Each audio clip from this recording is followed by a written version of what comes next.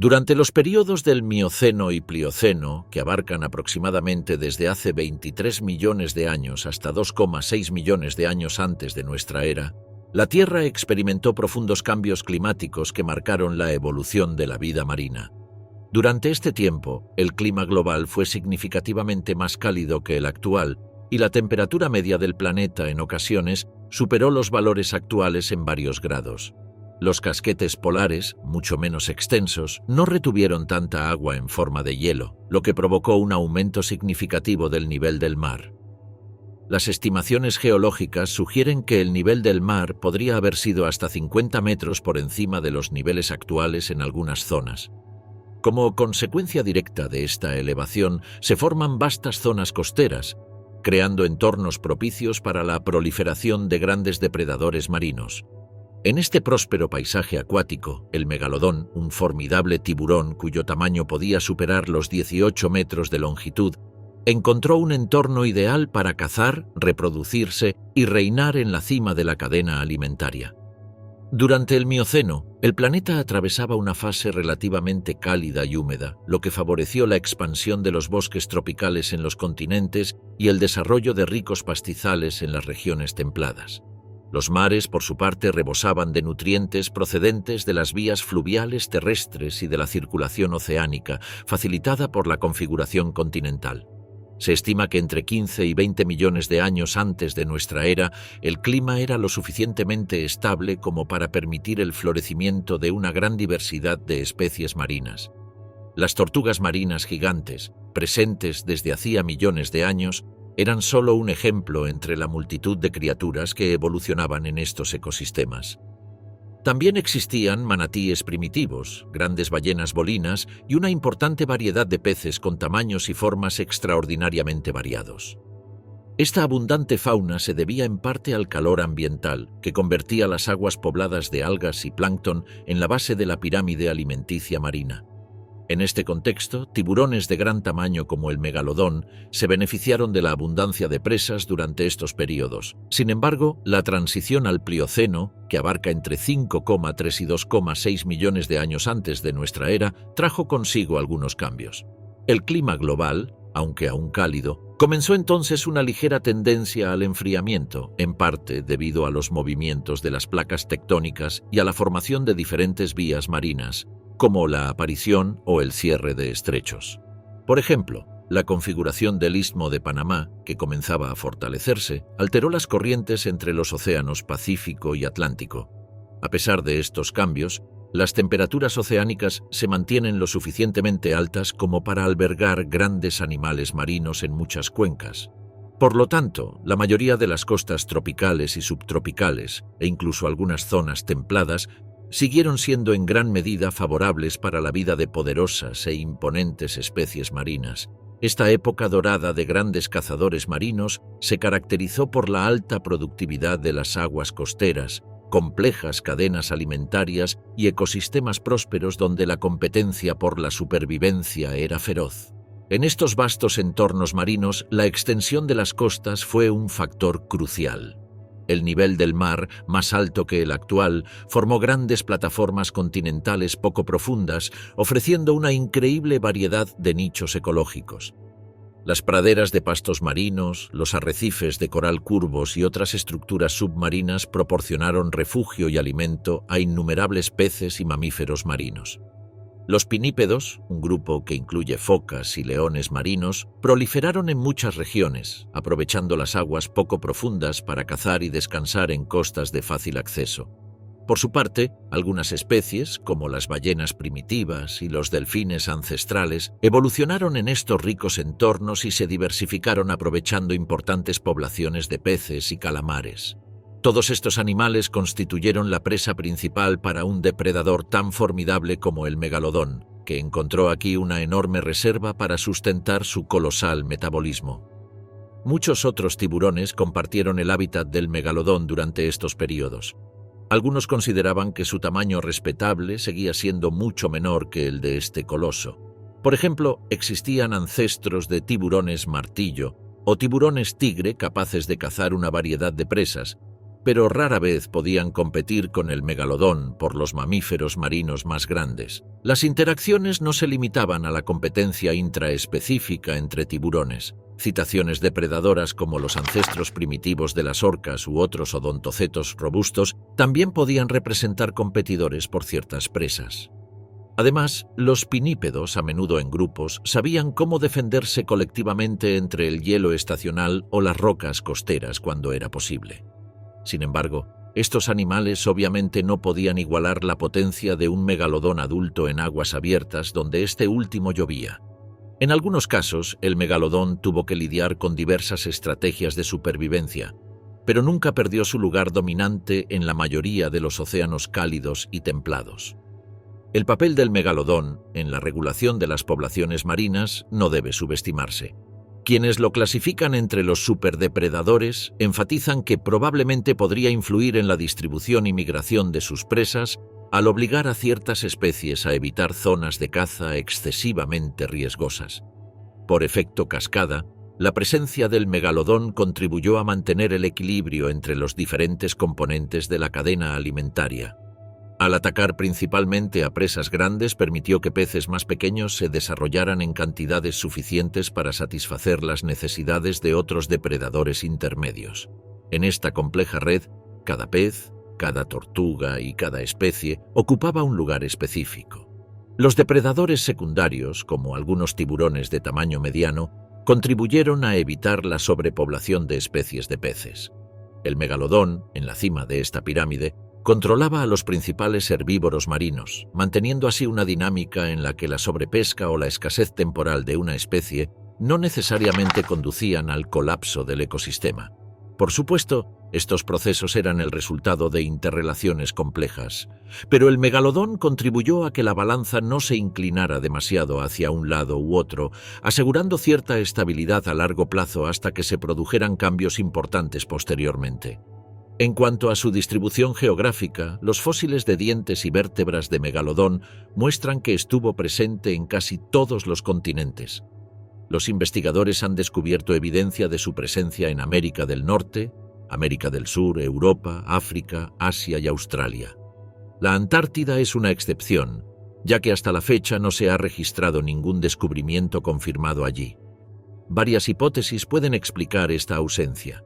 Es probable que el agua allí estuviera demasiado fría la mayor parte del año como para que se asentara, o que cualquier posible presencia se hubiera perdido en capas geológicas inaccesibles hoy en día. En cualquier caso, el megalodón estaba particularmente adaptado a aguas templadas y tropicales, buscando temperaturas más suaves que favorecieran su metabolismo.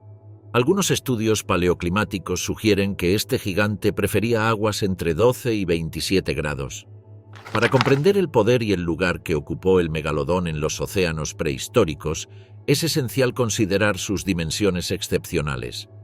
Las estimaciones científicas más aceptadas sugieren que este tiburón gigante podía alcanzar una longitud máxima de unos 18 metros, aunque algunos paleontólogos han planteado la hipótesis de que ejemplares se acercaban a los 20 metros. Pero ceñirse al rango de 15 a 18 metros sigue siendo el más realista según la mayoría de los estudios. Tal tamaño lo colocaba muy por encima del tamaño promedio de la mayoría de los tiburones modernos, incluido el gran tiburón blanco, que a menudo alcanza un máximo de alrededor de 5 a 6 metros para los individuos más grandes. Además de su impresionante longitud, el megalodón ostentaba un peso colosal.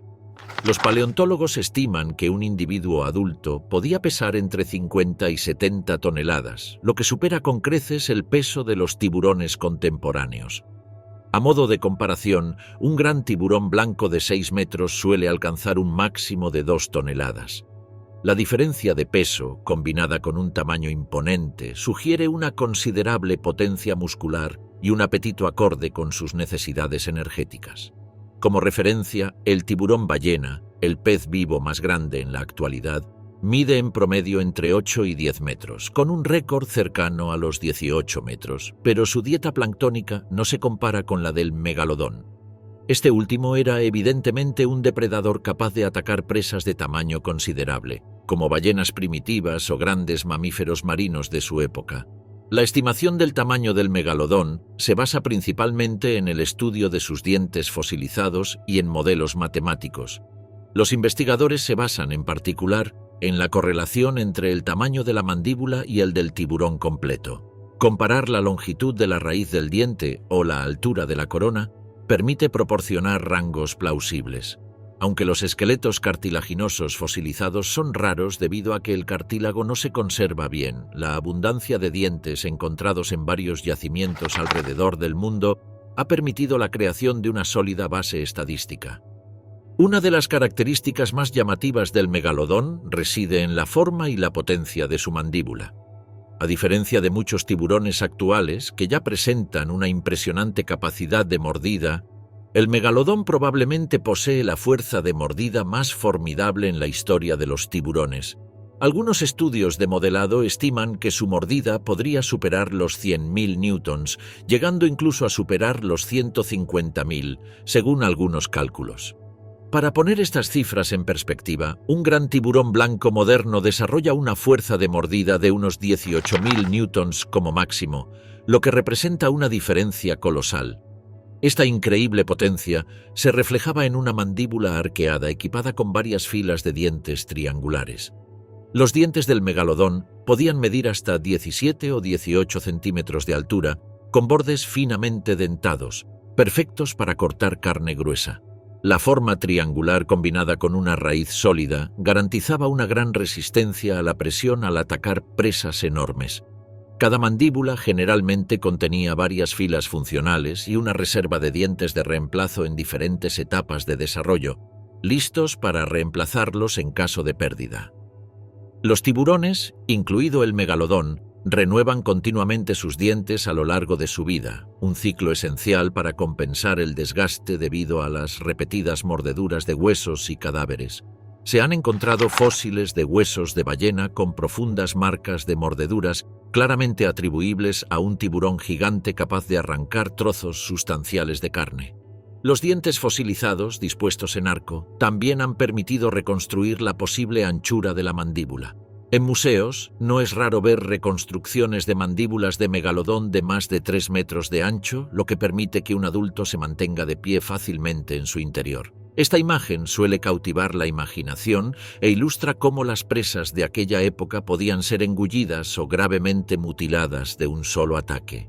Aunque se asocia fácilmente con mares tropicales y templados, el megalodón probablemente tenía la capacidad de cazar a diferentes profundidades.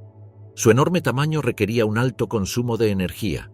Por lo tanto, podía seguir las migraciones de ballenas u otros grandes mamíferos marinos, desplazándose desde aguas relativamente poco profundas, donde algunas citas se reproducían ocasionalmente, hasta zonas más profundas donde la temperatura del agua podía ser más fría.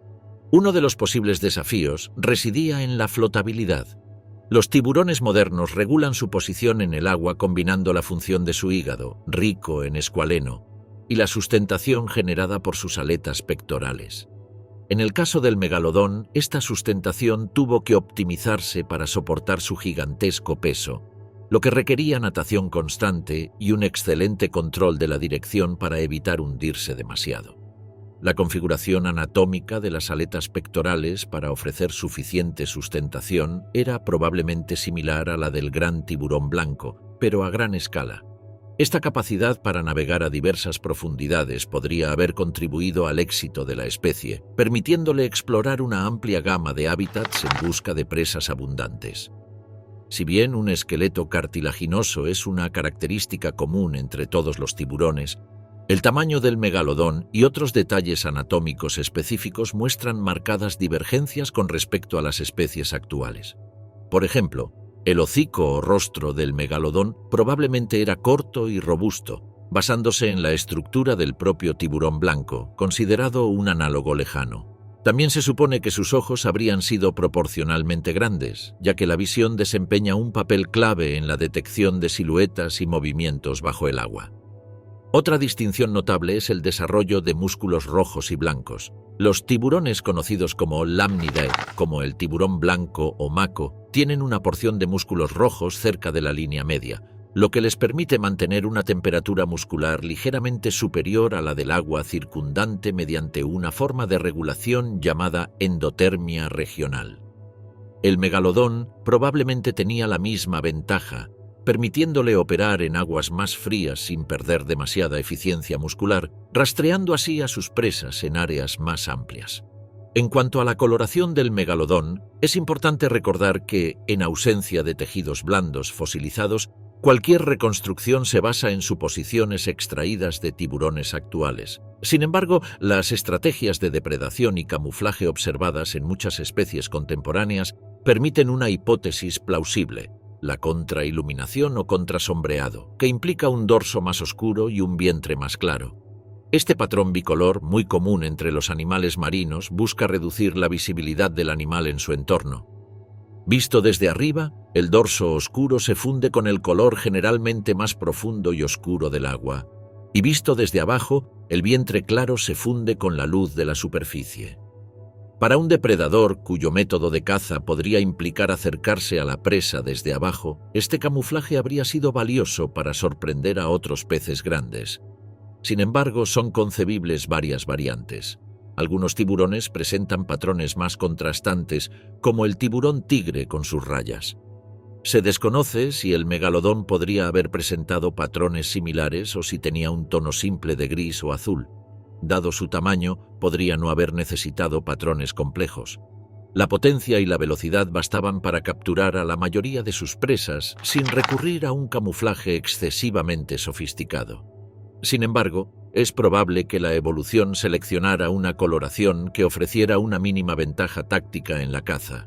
Si el megalodón pudo arrasar los mares desde el Mioceno hasta el Plioceno, fue también gracias a un sutil equilibrio entre fuerza bruta e hidrodinámica.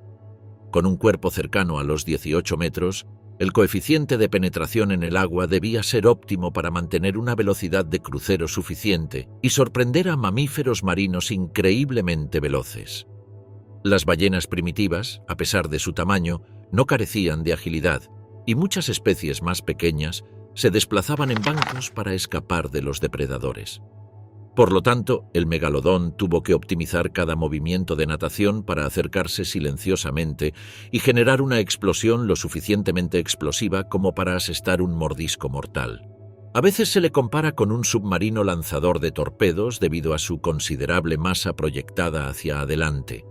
Esta característica, combinada con unas mandíbulas capaces de ejercer una de las mayores fuerzas de mordida jamás registradas, esbozó el perfil de un superdepredador sin prácticamente nada que temer de sus contemporáneos, salvo quizás grupos de grandes grupos capaces de defensa colectiva.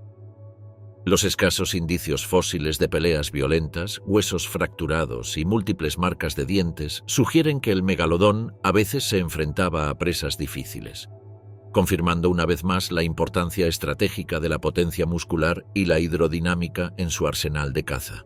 Uno de los elementos esenciales de la dieta del megalodón se componía de mamíferos marinos. En su época, abundaban ballenas de diversos tamaños, delfines primitivos y ancestros de las focas, más extendidas en las zonas costeras. Las ballenas de la época podían alcanzar tamaños considerables, con longitudes que oscilaban entre los 5 y los 15 metros según la especie y el período. Si bien algunas de estas ballenas no rivalizaban con las ballenas azules actuales, seguían representando una fuente sustancial de grasa y proteínas. Las focas, por su parte, eran más pequeñas, pero se reunían en colonias masivas cerca de las costas, lo que proporcionaba una fuente de alimento regular para el megalodón cuando cazaba en aguas poco profundas. Los delfines de la época, cuyo tamaño variaba considerablemente, generalmente entre los 2 y los 4 metros, también habrían sido parte integral de su dieta. Los científicos han podido confirmar la fuerte depredación del megalodón sobre estos animales gracias a dos tipos de evidencia. Por un lado, numerosas marcas de mordeduras encontradas en huesos fosilizados de ballenas muestran la huella de dientes inmensos, incomparables con la mayoría de los demás grandes tiburones prehistóricos. Por otro lado, la propia distribución de estas marcas de mordeduras, a menudo localizadas cerca de las aletas pectorales o la cola, indica una estrategia de ataque precisa para inmovilizar rápidamente a la presa. Para los mamíferos marinos, la movilidad es esencial, y las zonas cercanas a los apéndices natatorios o la columna vertebral siguen siendo puntos críticos. Este enfoque demostraría una técnica de caza dirigida, confirmando que el megalodón no era un simple carroñero. Además de alimentarse de mamíferos marinos, el megalodón atacaba a una amplia gama de peces grandes como atunes, peces espada primitivos, rayas de gran tamaño e incluso otros tiburones de tamaño considerable. Estimaciones actuales basadas en restos fósiles sugieren que no dudaba en atacar presas rápidas y poderosas como algunos atunes prehistóricos de más de 2 metros de largo. Las rayas, algunas con impresionantes envergaduras que alcanzaban varios metros, solían concentrarse cerca del fondo marino en busca de crustáceos. El megalodón podía sorprenderlos nadando a media profundidad gracias a una de sus principales ventajas: una musculatura potente que le permitía aumentar drásticamente su velocidad de nado en distancias cortas. En cuanto a otros tiburones, el megalodón no perdonó a sus primos. Sus presas incluían especies de tiburones menos imponentes, posiblemente de 2 a 3 metros de largo, o a veces incluso más, dependiendo de las oportunidades y la competencia presente en su hábitat. Esta tendencia a atacar a diferentes tipos de depredadores demuestra que el megalodón ocupaba, de hecho, la cima de la cadena trófica. Ningún otro pez cartilaginoso rivalizaba con él en la posición de superdepredador. El megalodón debía aprovechar su poder y tamaño para sorprender a sus víctimas. De hecho, si la presa percibía la presencia de un gigante de 15 a 18 metros de largo, huía de inmediato. Un tiburón así no podía depender únicamente de su velocidad máxima, ya que su tamaño le impedía competir con depredadores más pequeños y rápidos a largas distancias. Los paleontólogos, basándose en estudios de la supuesta musculatura de los animales en los hábitats costeros de la época, sugieren que a menudo prefería la técnica de emboscada desde aguas más profundas. Posiblemente permanecía por debajo del campo de visión de su objetivo, aprovechando la relativa oscuridad para reducir las posibilidades de ser detectado. Cuando la distancia a la presa se reducía lo suficiente, el megalodón emprendía una carrera brutal utilizando su poderosa musculatura. Observaciones de algunos grandes tiburones modernos, como el tiburón blanco, indican que una embestida desde las profundidades puede ocurrir muy rápidamente, a menudo a velocidades superiores a 30 o 40 con en un corto periodo de tiempo. Dada su estatura, el megalodón podría no haber alcanzado estas cifras por mucho tiempo, pero su impulso inicial tuvo que ser lo suficientemente impactante como para golpear a la presa antes de que ésta tuviera tiempo de maniobrar.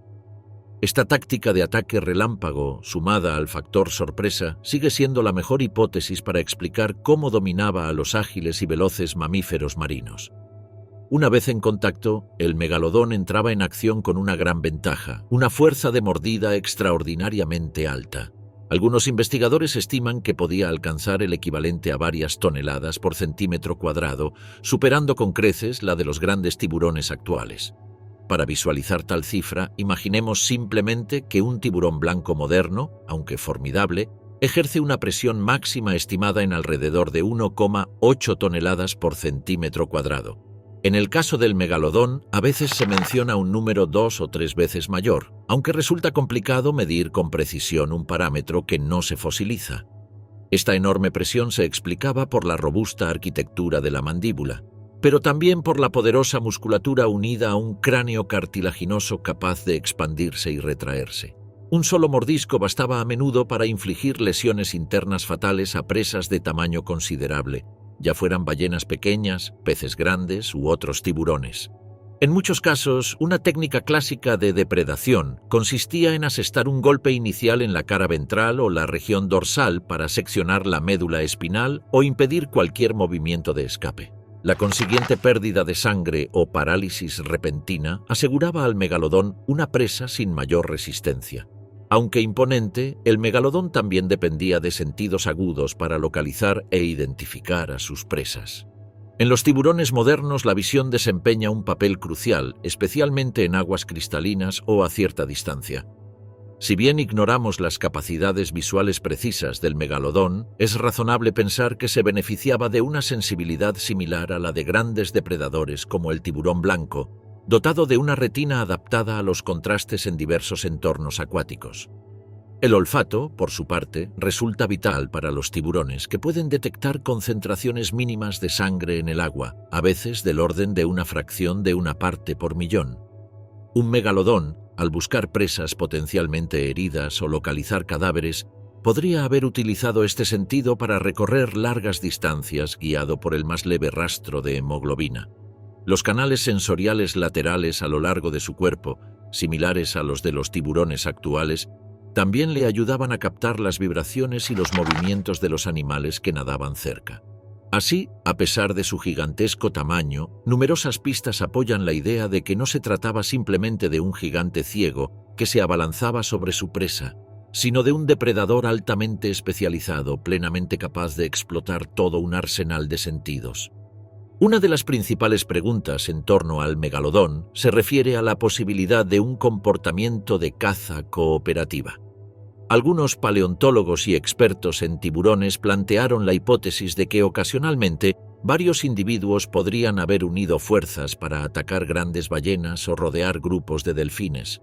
La idea se basa en analogías con ciertos mamíferos marinos como las orcas, que cazan en grupo, o en la suposición de que algunos tiburones pueden tolerar la presencia de conespecíficos donde abundan los recursos alimenticios. Los fósiles no proporcionan evidencia directa de dicho comportamiento, ya que es muy difícil documentar la caza cooperativa en el registro geológico. Sin embargo, algunos investigadores sugieren que los yacimientos donde se han encontrado múltiples dientes de megalodón asociados con restos de ballena podrían indicar un festín colectivo. Sin embargo, es importante ser cauteloso, ya que la presencia de múltiples dientes puede indicar la llegada sucesiva de diferentes individuos atraídos por el mismo cadáver.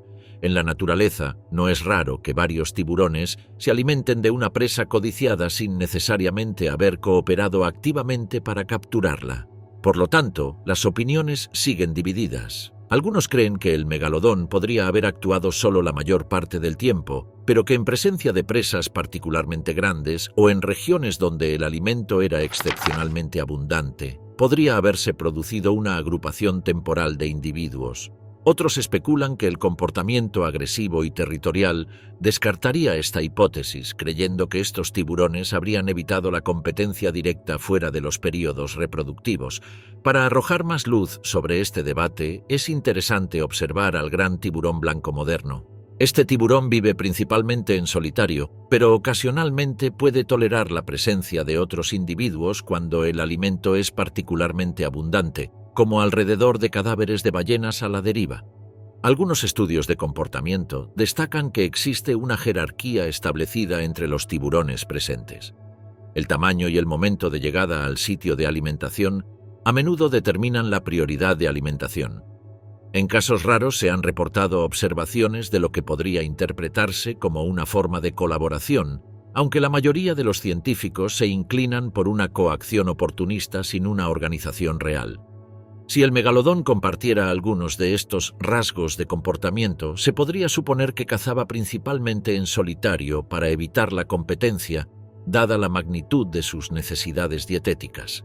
Además, la presencia simultánea de varios adultos gigantescos cerca de la misma presa podría haber provocado conflictos violentos debido al estrés causado por la escasez de ciertas presas importantes. Sin embargo, algunos paleontólogos imaginan que en zonas con gran abundancia de peces o en corredores migratorios de ballenas, grupos temporales de megalodones podrían beneficiarse de una acción casi concertada. Uno podría iniciar el ataque para herir a la ballena y otros patrullar los alrededores para evitar que escape la ballena exhausta. Esta estrategia aún es especulativa, pero ilustra la complejidad potencial del comportamiento de este extraordinario depredador. Los científicos han debatido durante mucho tiempo la forma en que los megalodones daban a luz a sus crías. Hoy en día, la hipótesis más aceptada es la viviparidad, un modo de reproducción relativamente común entre los grandes tiburones modernos. En este escenario, las hembras de megalodón llevaban sus embriones dentro de sus cuerpos, proporcionando a las crías un entorno estable, protección contra posibles depredadores y un suministro nutricional continuo. Esta forma de reproducción se diferencia de la ovípara, en la cual los huevos se ponen fuera, y la ovovivípara, en la que los óvulos se desarrollan en el útero, pero los embriones se alimentan únicamente de las reservas contenidas en el óvulo.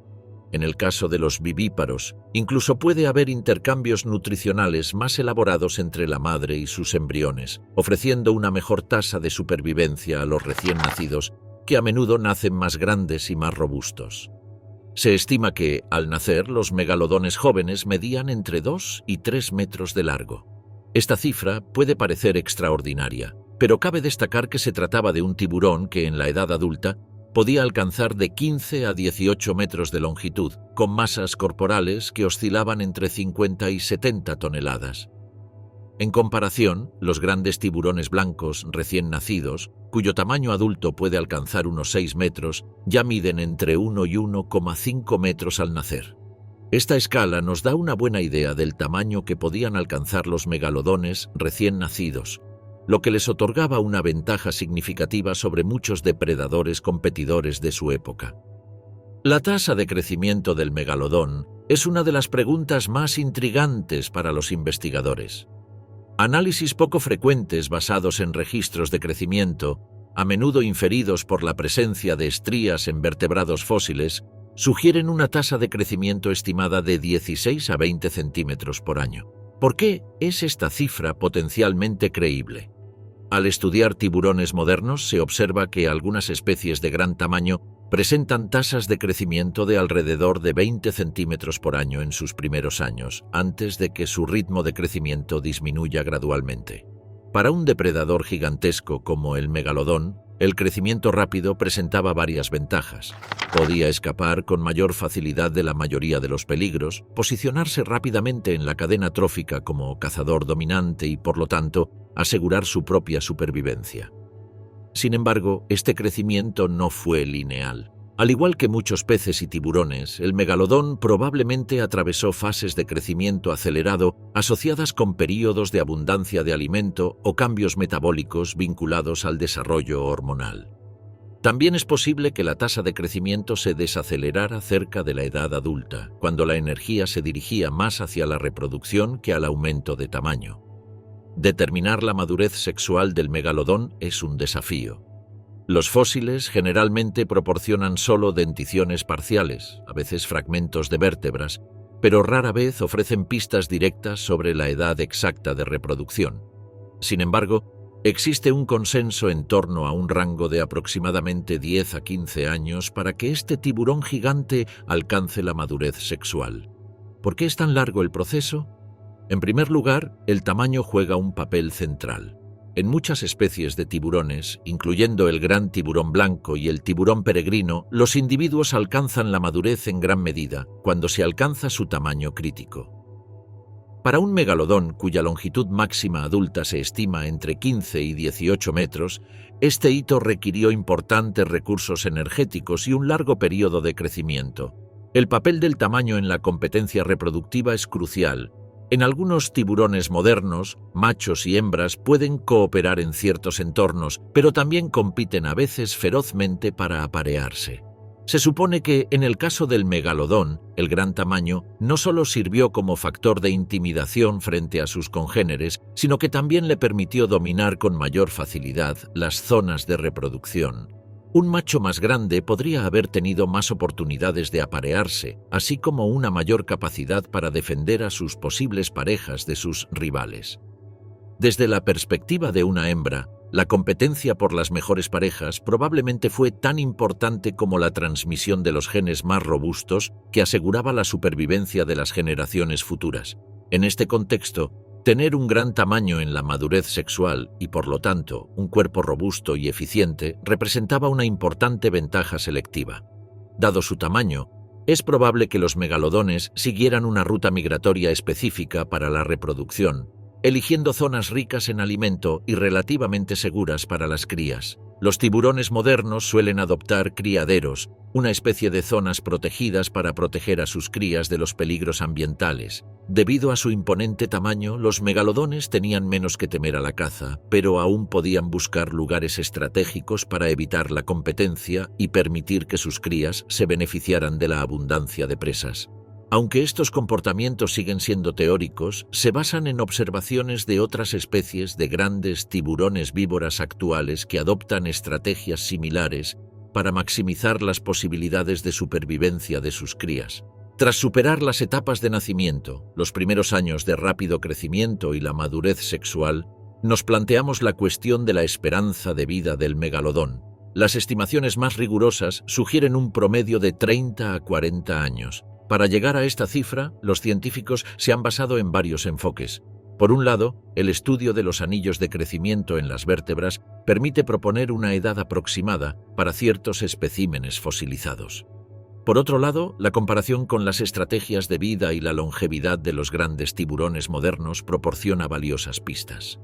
Por ejemplo, el tiburón de Groenlandia, aunque vive en condiciones muy diferentes, puede superar los 200 años, mientras que otras especies de tiburones de tamaño mediano no viven más de 20 años.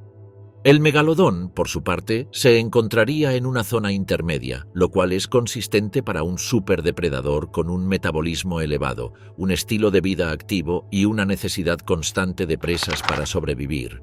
Sin embargo, varios factores podrían influir en la esperanza de vida de cada individuo. En primer lugar, las lesiones. Las peleas entre megalodones machos o entre megalodones y otros grandes depredadores marinos podrían provocar traumatismos graves. A pesar de su poderosa musculatura y formidables mandíbulas, un megalodón podía resultar herido durante enfrentamientos por alimento o acceso a pareja. Mordeduras profundas o fracturas de mandíbula podían comprometer su capacidad de cazar eficazmente y, por lo tanto, reducir significativamente su esperanza de vida. Además, la escasez de alimento era un factor determinante. Un individuo adulto de entre 15 y 18 metros probablemente requería enormes cantidades de carne para mantener su metabolismo y seguir nadando a la velocidad suficiente para rastrear a sus presas. Si por razones ambientales, climáticas o migratorias, las poblaciones de presas, ballenas primitivas, peces grandes, etc., disminuyeran en una región, el megalodón podría haberse visto obligado a recorrer largas distancias para encontrar otra fauna marina. En tales circunstancias, el equilibrio entre el gasto energético y la ingesta calórica resultó crucial. Cuanto más largos eran los viajes, mayor era el riesgo de agotamiento o de una competencia intensa con otros superdepredadores, lo que generaba estrés fisiológico que podía acortar la esperanza de vida. Otro aspecto que a menudo se pasa por alto es el problema de los parásitos y las enfermedades. Los tiburones actuales a veces se ven infestados por diversos parásitos, tanto externos como internos, que pueden afectar su funcionamiento. En el océano prehistórico, el megalodón no estaba exento de este tipo de amenaza. Los parásitos marinos, ciertos virus o infecciones bacterianas podían debilitar al organismo, reduciéndolo su capacidad para cazar o defenderse. Además, un individuo debilitado tenía mayor probabilidad de morir por una lesión leve o de no encontrar suficiente alimento para recuperar su energía. A pesar de todos estos peligros, un megalodón que alcanzaba la edad adulta y encontraba suficiente alimento podía aspirar a sobrevivir 3 o 4 décadas. Esta esperanza de vida relativamente larga, combinada con una madurez sexual tardía, implicaba que la especie debía mantener una tasa de reproducción suficiente para compensar la mortalidad infantil y juvenil. En el mejor de los casos, cada hembra podría haber dado a luz a varias crías durante sus años fértiles, asegurando así la renovación de la población. Sin embargo, estos parámetros del ciclo vital también hacían que la especie fuera ecológicamente exigente. Un superdepredador como este necesitaba vastos territorios de caza y un suministro de alimento casi ininterrumpido.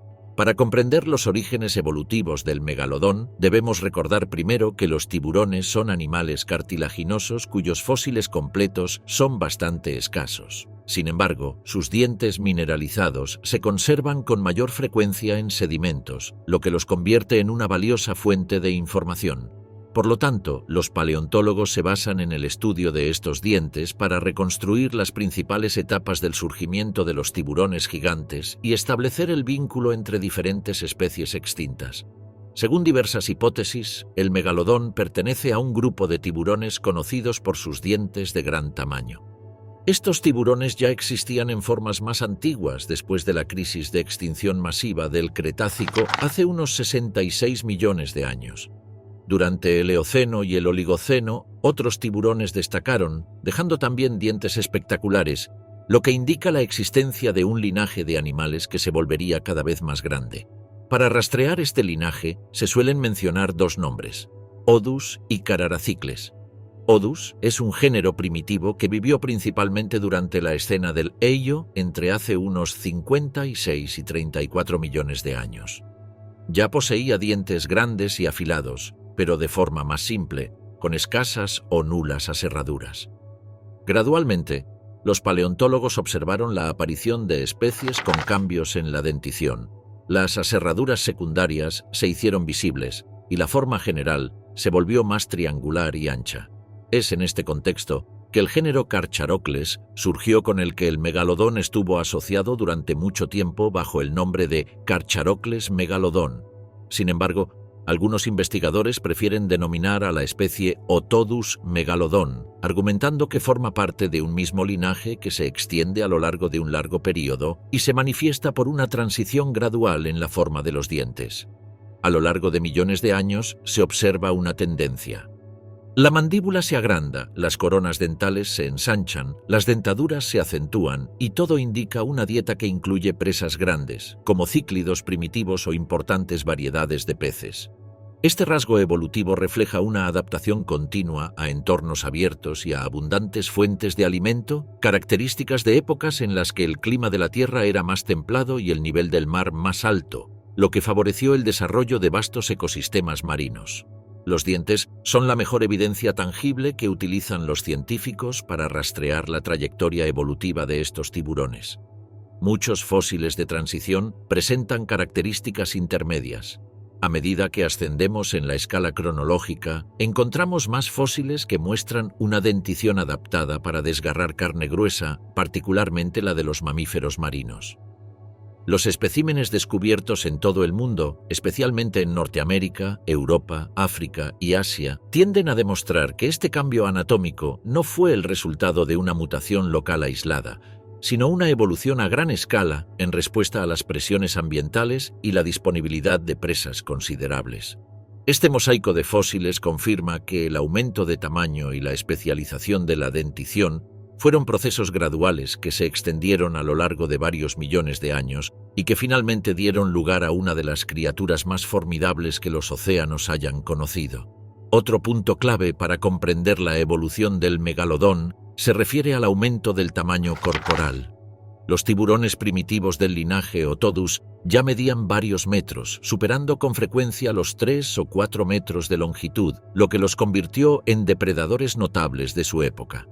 Sin embargo, los fósiles de Carcharocles auriculatus, Carcharocles angustidens y Carcharocles chubutensis muestran una clara tendencia al agrandamiento, tanto en la dentición como en el resto del esqueleto cartilaginoso. Estimaciones científicas sugieren que, desde la época del Carcharocles chubutensis, ya se podían observar individuos que superaban los 10 metros de longitud. Posteriormente, el megalodón, a menudo considerado la culminación definitiva de este linaje, alcanzó dimensiones colosales.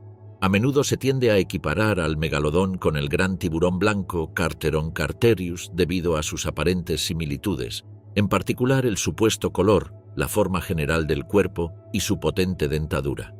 Sin embargo, existen numerosas controversias en torno a la clasificación exacta del megalodón. Durante mucho tiempo se le incluyó en el mismo género que el tiburón blanco, es decir, el Carcharodon, de ahí el antiguo nombre de Carcharodon megalodon. Se creía que estos dos superdepredadores pertenecían al mismo linaje directo. No obstante, investigaciones más recientes, centradas especialmente en la fina estructura de los dientes, sus dentados y la forma en que se implantaba la raíz dental en la mandíbula, tienden a demostrar que existe una importante brecha evolutiva entre el tiburón blanco moderno y el megalodón. Los dientes del tiburón blanco, aunque dentados, difieren en la finura de sus bordes y no tienen las mismas proporciones de ancho y largo que los del megalodón. Por lo tanto, podría ser que el tiburón blanco pertenezca a un linaje distinto, más cercano a otros tiburones macrodepredadores, mientras que el megalodón podría formar parte de un árbol genealógico distinto, el de los Otus. Esta controversia no es solo una cuestión de terminología. afecta nuestra comprensión general de la dinámica evolutiva dentro del grupo de los lambdaformes, un orden de tiburones fusiformes que incluye, entre otros, al tiburón mako, el tiburón blanco y el megalodón. Los debates científicos han sido a veces intensos y se reducen a dos posturas principales. Por un lado, algunos expertos creen que el sorprendente parecido, a menudo denominado convergencia evolutiva, no implica necesariamente un parentesco directo. Por otro lado, algunos insisten en marcadas similitudes en la forma de los dientes y en posibles aspectos de la morfología craneal para agrupar a las dos especies en un grupo más cercano en el árbol evolutivo. Desafortunadamente, la ausencia de un esqueleto fósil completo, sumada a la naturaleza cartilaginosa de los esqueletos de tiburón, limita considerablemente la posibilidad de realizar pruebas más avanzadas. A diferencia de los huesos de animales con esqueletos óseos, el cartílago de tiburón se fosiliza solo en casos muy excepcionales. Básicamente tenemos acceso a huellas, fragmentos mineralizados o restos parciales de mandíbula, pero encontrar ADN en estos materiales fósiles es impensable, ya que este ácido nucleico se conserva de forma extremadamente limitada. Las moléculas orgánicas se degradan rápidamente con el tiempo y, hasta la fecha, los paleontólogos no pueden extraer ADN utilizable de un tiburón de unos pocos millones de años. En consecuencia, el importante debate sobre el verdadero parentesco del megalodón permanecerá abierto hasta que se descubran especímenes fósiles excepcionalmente conservados en condiciones sin precedentes o surjan técnicas revolucionarias. En esta etapa, nuestro conocimiento se basa en el examen comparativo de dientes fósiles y, mucho más raramente, de fragmentos vertebrales que podrían haberse mineralizado parcialmente. Mucho antes de que la ciencia moderna reconociera la existencia del megalodón, ya se recolectaban dientes fósiles gigantescos por parte de entusiastas o simples habitantes costeros. En la Europa medieval no existía una explicación naturalista sólida para comprender su origen. La imaginación se impuso y estos grandes dientes a veces se denominaban lenguas de dragón o incluso lenguas de piedra. Se consideraban reliquias extraordinarias, a veces dotadas de supuestos poderes mágicos o terapéuticos. Príncipes y clérigos los conservaban como curiosidades y, en ocasiones, se pulían o engarzaban como joyas. Fue solo durante el Renacimiento, con la aparición de los primeros estudios geológicos y paleontológicos, que se comprendió que se trataba de dientes fósiles de tiburón. A partir del siglo XVII, eruditos como Nicolas Steno mostraron un gran interés por estos fósiles y publicaron trabajos pioneros sobre la naturaleza de estos restos. Este fue un punto de inflexión en la comprensión de la historia de la vida, ya que la existencia de seres extintos desafió muchas ideas preconcebidas sobre la indeterminación de las especies. Los mecanismos que llevaron a la extinción del megalodón siguen siendo uno de los grandes misterios de la paleontología marina. Para contextualizar al megalodón, es importante saber que esta especie evolucionó en aguas significativamente más cálidas y relativamente estables durante el Mioceno, hace aproximadamente entre 23 y 5,3 millones de años. Durante este periodo nuestro planeta experimentó un clima generalmente más templado que el actual, favorecido por corrientes oceánicas particulares y un mayor nivel de dióxido de carbono en comparación con los niveles actuales. Gradualmente, hacia el final del Mioceno y el comienzo del Plioceno, hace unos 5 millones de años, la Tierra entró en un ciclo de enfriamiento más marcado. Como tiburón termófilo, es decir, que prefería temperaturas cálidas, el megalodón se enfrentó a una disminución progresiva de las zonas marinas favorables. Este enfriamiento no fue abrupto desde una perspectiva humana, ya que duró cientos de miles de años. Sin embargo, a escala geológica fue suficiente para alterar profundamente los ecosistemas oceánicos. Los casquetes polares comenzaron a expandirse. Las corrientes oceánicas cambiaron su trayectoria y la temperatura media del océano descendió varios grados. Es complejo determinar con precisión la temperatura exacta del agua en las regiones frecuentadas por el megalodón, ya que no disponemos de un termómetro fósil. Sin embargo, los análisis de sedimentos y microorganismos indican claramente un enfriamiento global de entre 2 y 4 grados, según la región. Para un animal cuya zona de confort térmico se estimaba entre 12 y 27 grados, este descenso podría reducir significativamente su área de distribución. A medida que el planeta se enfrió, los mares cálidos se volvieron más escasos y algunas rutas migratorias de presas esenciales pudieron verse alteradas. Las ballenas, por ejemplo, que muchos científicos consideran una de las principales fuentes de alimento del megalodón, comenzaron a adaptar sus movimientos a los nuevos equilibrios climáticos migrando a aguas más frías, potencialmente mejor oxigenadas, y que ofrecían otras ventajas como la presencia de krill o peces pequeños en abundancia. Por lo tanto, se volvió más complejo para el megalodón seguir a sus presas a largas distancias, ya que la propia especie, debido a su fisiología, seguía dependiendo en gran medida de áreas marinas relativamente cálidas. El enfriamiento climático no fue el único cambio significativo que marcó el final del Mioceno y el comienzo del Plioceno. Simultáneamente se produjeron importantes modificaciones geológicas, incluyendo el surgimiento progresivo del Istmo de Panamá. Este fue un evento crucial antes de la formación completa de esta franja terrestre que conecta América del Norte con América del Sur.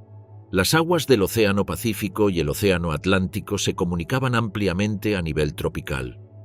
Esta zona de paso, todavía abierta hace unos 10 millones de años, comenzó a cerrarse, volviéndose casi impermeable hace unos 3 millones de años, creando así un importante obstáculo para las especies marinas. La consecuencia inmediata del ascenso de estas tierras fue la redirección de las corrientes oceánicas. El Atlántico se encontró aislado del Pacífico, regulando la salinidad y la temperatura de forma diferente en cada una de estas dos cuencas principales. Los organismos marinos que antes tenían libertad para migrar de un océano a otro se vieron bloqueados o considerablemente restringidos. Para un superdepredador como el megalodón, acostumbrado a extensas zonas de caza, la reducción de estos pasos marítimos supuso una alteración en la distribución de ciertas poblaciones de presas. Por ejemplo, se alteraron los flujos de bancos de peces pelágicos. Los mamíferos marinos modificaron sus rutas migratorias y los hábitats marinos experimentaron cambios en la salinidad que podrían influir en la distribución de las especies a gran escala. A medida que el Istmo de Panamá se cerraba gradualmente, la geografía mundial redibujó las costas, amplió o redujo ciertos mares interiores y transformó la circulación oceánica. A medida que las aguas cálidas, antes extensas, se concentraron en espacios más reducidos, el megalodón se vio obligado a concentrarse en menos territorios adecuados para su fisiología. Los registros fósiles indican, de hecho, que este tiburón gigante prefería cazar en áreas marinas con temperaturas relativamente altas, particularmente en zonas semicosteras ricas en mamíferos marinos. La reducción del hábitat adecuado podría haber causado varias dificultades significativas. En primer lugar, la competencia intraespecífica, es decir, entre los propios megalodones, podría haber aumentado en estas áreas más estrechas y superpobladas. A continuación, la competencia con otros grandes depredadores, como algunos tiburones más resistentes al frío o mamíferos marinos depredadores, también se intensificó. Finalmente, al estar las zonas cálidas más alejadas de la costa o más dispersas, los megalodones posiblemente tuvieron que recorrer mayores distancias para encontrar la cantidad de alimento necesaria para mantener su colosal masa. Esta logística energética, ya de por sí pesada para un animal de este tamaño, probablemente se volvió cada vez más gravosa en un entorno empobrecido o fragmentado. La mayoría de los paleontólogos coinciden en que los mamíferos marinos, en particular las ballenas, formaban parte esencial de la dieta del megalodón. Las marcas de dientes fosilizados halladas en huesos de ballena confirman las actividades de depredación del supertiburón en estas zonas.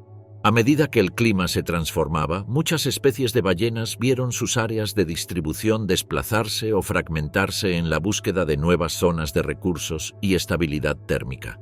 Las ballenas ven, por ejemplo, se adaptaron a hábitats más fríos, probablemente ricos en krill y peces pequeños, mientras que otras poblaciones migratorias pueden haber evolucionado hacia rutas menos accesibles para el megalodón. Con las poblaciones de ballenas en constante movimiento y, en ocasiones, en disminución, la disponibilidad de presas grandes corría el riesgo de sumir al megalodón en una forma de estrés alimentario. Un individuo de entre 15 y 18 metros de largo, cuyas necesidades energéticas diarias debieron ser muy altas, podría encontrarse rápidamente en problemas al tener que recorrer mayores distancias para encontrar presas de tamaño adecuado. Los períodos de ayuno se habrían alargado. aumentando la vulnerabilidad de los animales a enfermedades y lesiones, y limitando su capacidad reproductiva. Otro aspecto de esta teoría radica en el declive general de la biodiversidad marina al final del Plioceno, en parte vinculado al enfriamiento. Con la extinción o la rareza de ciertas especies de ballenas, toda la cadena alimentaria sufrió y el megalodón, en la cima de la pirámide, debió sufrir consecuencias significativas. Por lo tanto, esta presión sobre los recursos alimentarios parece haber sido un factor clave en la posible desaparición del tiburón más grande de todos los tiempos. Además de la disminución de presas disponibles, el megalodón sin duda tuvo que enfrentarse a numerosos competidores, tanto emergentes como existentes. Fue en este periodo crítico que los nuevos linajes de ballenas depredadoras y las grandes poblaciones de caza comenzaron a diversificarse. Los fósiles revelan la existencia de poblaciones carnívoras con dientes robustos capaces de atacar presas grandes. No olvidemos al ancestro lejano de las orcas, más comúnmente conocidas como orcas ancestrales, quienes también se incorporaron a la carrera como superdepredadores. El megalodón podría haberse sentido intimidado por estos mamíferos marinos, que a pesar de su tamaño más modesto, cazaban en grupo o utilizaban estrategias de cerco. Para un tiburón solitario, atacar a un grupo estructurado y coordinado representaba un mayor riesgo de fracaso o lesión. Una vez que un animal tan grande como este comenzó a acumular lesiones, su capacidad de caza disminuyó aún más, atrapándolo en un círculo vicioso, aumentando las dificultades para encontrar alimento, disminuyendo su capacidad reproductiva y, en última instancia, el declive poblacional.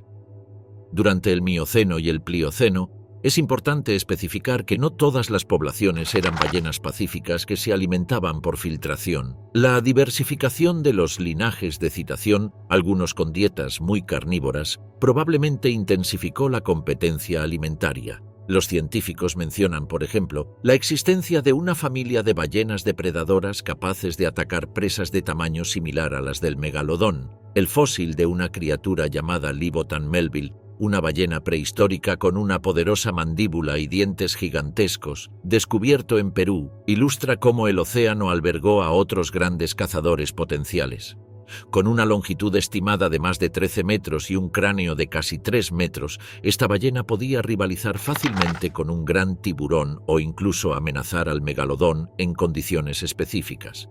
Esta competencia resultó en un reparto o incluso una reducción de los recursos marinos disponibles. Los nuevos depredadores, a menudo más adaptables a las variaciones de temperatura o capaces de cubrir largas distancias con rapidez, encontraron y explotaron otros nichos en comparación con el posiblemente menos versátil megalodón. Ante la escasez de ballenas y la aparición de depredadores rivales, los recursos alimenticios totales escasearon en áreas favorables para el megalodón. Se estima que un individuo grande debía consumir una cantidad de alimento proporcional a su colosal peso a lo largo de un año, potencialmente varias toneladas de presas.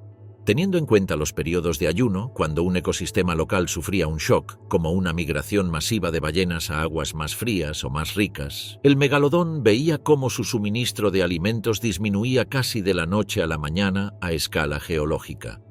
Los datos paleontológicos, aunque a veces dejan margen de interpretación, respaldan la idea de que la adaptabilidad es crucial en tales circunstancias. Algunos depredadores marinos, como las orcas modernas, pueden cambiar su dieta de una temporada a otra, pasando de peces a mamíferos marinos o cefalópodos según la disponibilidad.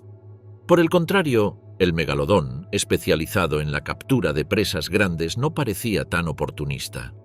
Otro punto destacable en esta competencia es la posible superioridad de los mamíferos marinos sociales. Las orcas modernas, por ejemplo, son conocidas por su comportamiento de caza cooperativa, su organización en manadas, grupos estables y su notable inteligencia social. Incluso en la época de las súplicas o un poco antes, los ancestros de las orcas debieron de estar desarrollando métodos iniciales de caza colectiva, lo que les daba mejores oportunidades de capturar presas grandes.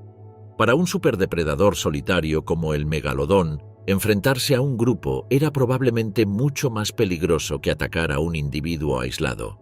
Cada ataque podía resultar en una lesión que comprometiera su capacidad de natación o redujera su fuerza de mordida. Si consideramos que algunas orcas ancestrales podrían haber favorecido las mismas presas que el megalodón, nos encontramos con un conflicto directo por la supervivencia de estas dos entidades en un contexto de escasez de recursos. Esta hipótesis enfatiza la ventaja evolutiva de la caza colectiva. Los depredadores no solo pueden proteger mejor a sus congéneres, sino que también pueden desarrollar estrategias para ahuyentar o superar a un rival. Para ilustrar el poder del grupo, estudios sobre orcas actuales muestran que los individuos se coordinan para crear olas desestabilizadoras al cazar pinípedos o tiburones. Transpuestas hace varios millones de años, estas técnicas de caza en grupo convierten al grupo de citación en un rival formidable para el megalodón solitario. Otra posible explicación de este declive radica en la disminución de la diversidad genética dentro de la población de megalodón. Cuando una especie se especializa demasiado y su área de distribución disminuye, tiende a agruparse en nichos poblacionales aislados. En estas condiciones, la mezcla genética disminuye y, en ocasiones, los individuos se reproducen con parientes cercanos, lo que aumenta el riesgo de enfermedades hereditarias y limita la capacidad de adaptación a los cambios ambientales. A esto se suma la creciente presión de la competencia alimentaria, la necesidad de migrar más lejos para encontrar zonas de reproducción o caza y las limitaciones climáticas. Parece probable que el megalodón experimentara un cuello de botella demográfico. Algunos paleontólogos también creen que cuando las especies alcanzan un tamaño extremo, necesitan una mayor distribución geográfica para mantener una diversidad genética saludable. La rareza de los fósiles recientes de megalodón sugiere un declive gradual de las poblaciones, posiblemente exacerbado por la falta de variabilidad genética.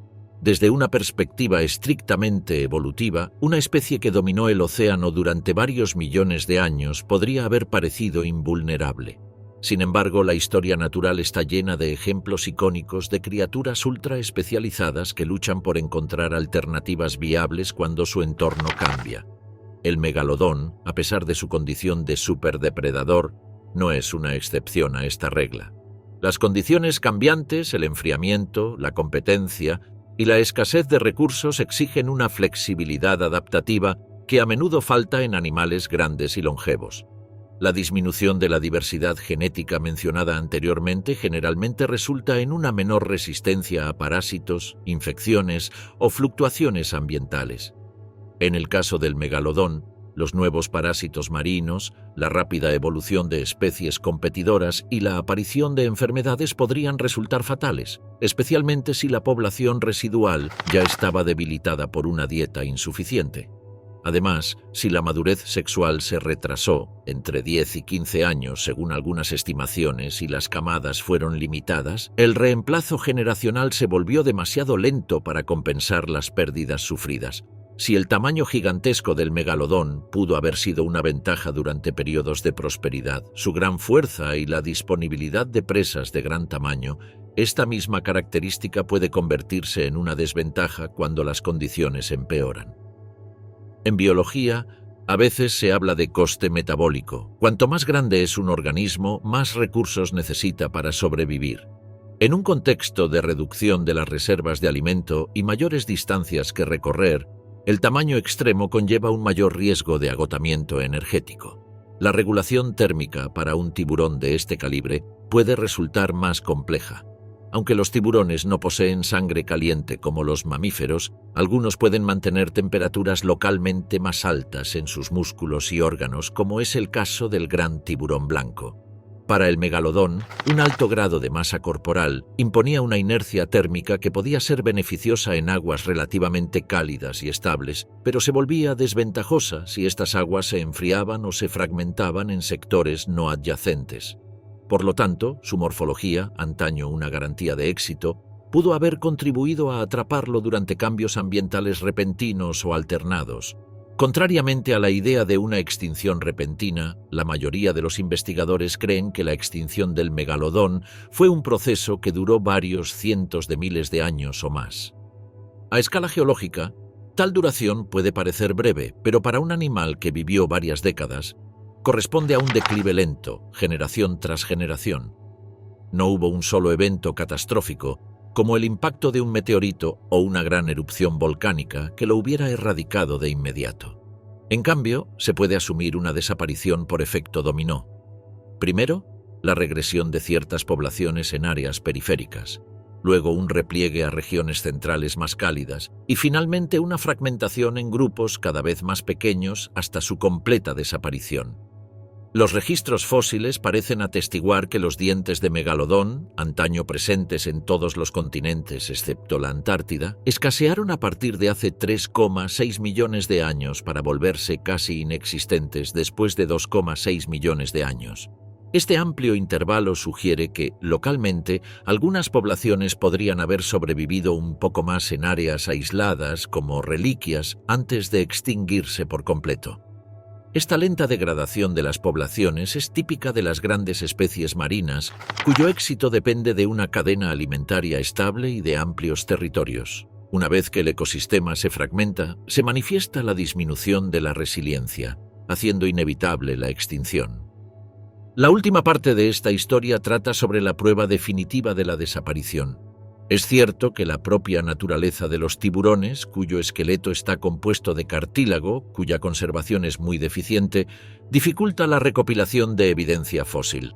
La mayoría de los descubrimientos se basan en dientes, estructuras mineralizadas mucho más resistentes.